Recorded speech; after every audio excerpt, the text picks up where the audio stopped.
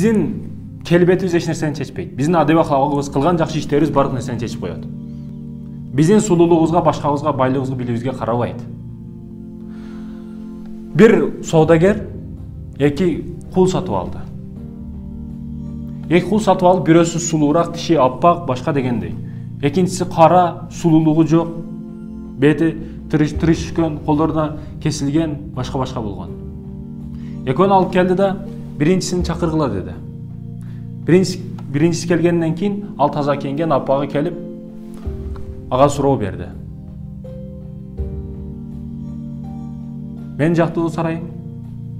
Менин келбетим жактыбы? Жашаш жериң жактыбы? Жакты, кожоюнум жакты. Анда барып жуунуп кел деди. Ошентип жуунганы жөнөтөт биринчисин. Анан экинчисин чакыргыла деди. Экинчиси келгенден кийин эмне болду? Сарайым жактыбы?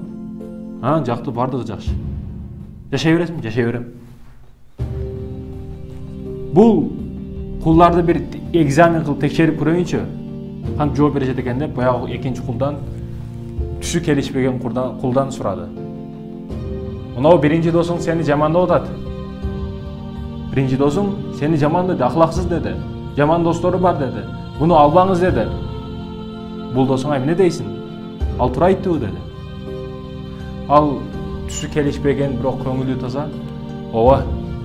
Эгер досум ушуну айтып аткан болсо, мен билбестирмин өзүмдү. Адам өзүн 100% 100% билбейт. Аркасына колу жетпейт. Мен билбеген адатымды ал досум билет. Ал туура айттыр деди. Анан бул чыгарып тургула буну деди.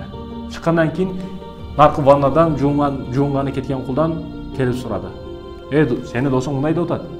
Но биринчи досуң тиши сулуу болгону менен акылсыз. Аны албаңыз деди.